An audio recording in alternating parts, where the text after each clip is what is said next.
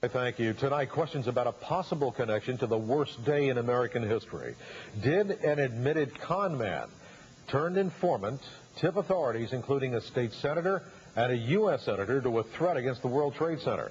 News Channel 5's Kathleen Walter is joining us with the results of a News Channel 5 investigation tonight. Kathleen. Well, Jim, Randy Glass is a man with a criminal past, but someone the government trusted enough with very sensitive and classified intelligence information.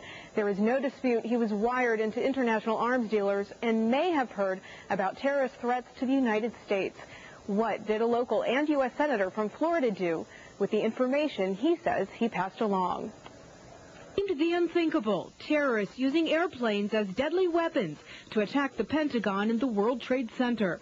But to Randy Glass, the idea that terrorists wanted to bring down the Twin Towers came as no surprise to him. I felt incredibly uncomfortable because I knew that something was going to happen. For more than 2 years, Glass was caught up in an international arms deal. An admitted con man living in Boca Raton, Florida, Glass put his skills to work for the government.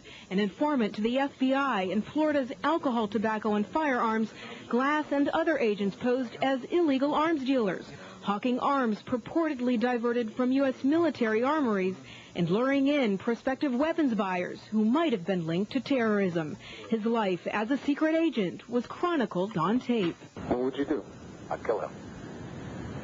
I'll kill you. Through accused middleman Diamoitian, Glass was introduced to weapons buyers who said they had connections to Islamic militant groups with possible links to Osama bin Laden. You know who supplies the most money? Who? Yeah. Osama bin Laden. That's very nice. Yeah. Well, thanks for mentioning that. Americans were the enemy, and that the purpose of obtaining these weapon systems and nuclear materials was to use against Americans. And Glass says threats against Americans didn't end there. I did know that there was a plan of attack on the United States, and the World Trade Center had been mentioned. But in the summer of 2001, Glass's undercover work came to an end. 3 months before September 11th, he reached out to Florida State Senator Ron Klein and told him about threats against national security. Klein says he doesn't recall any mention of World Trade Center threats. This is before September 11th and all that. Again, it was enough information for me to say I don't know exactly what to do with this other than to contact one of my federal colleagues. And so State Senator Ron Klein contacted the office of Florida Senator Bob Graham, the chair of the Senate Intelligence Committee.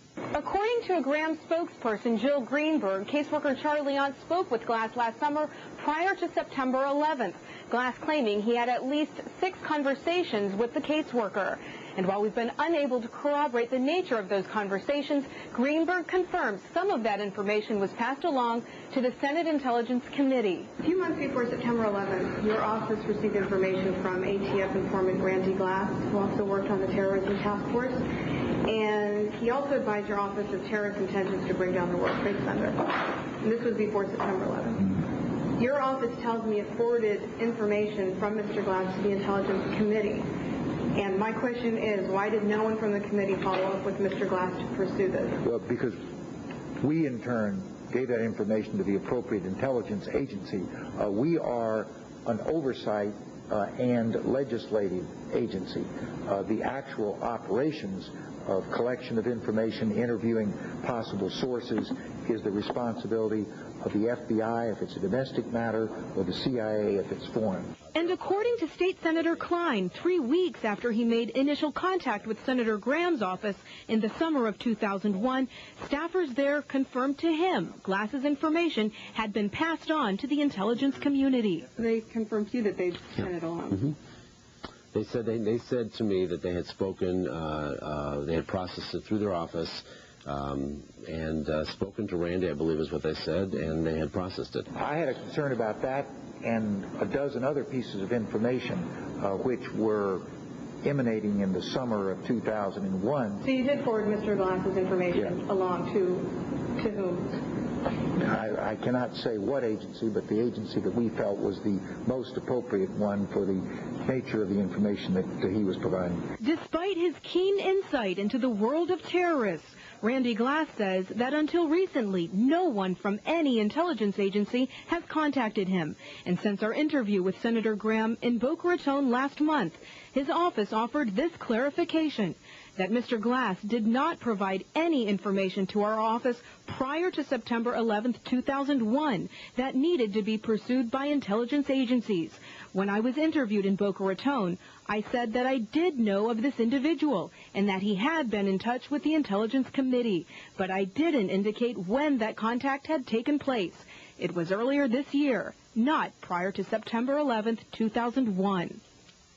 Even though Graham's press aide Jill Greenberg and State Senator Klein say Glass's information did go before the intelligence community prior to September 11, 2001, the senator still maintains that's not the case, even though that's what he initially told us. Jim? Kathleen, a lot of information to digest, but do we know exactly what information did go to the senator? Well, at the end of the day, we just don't know. We called Graham staffer Charlie Leon several times to find out more about his conversations with Mr. Glass, but he did not return our phone calls. We are still investigating and hope to have answers in the coming weeks. Live on the Night Beat, Kathleen Walter, News Channel 5.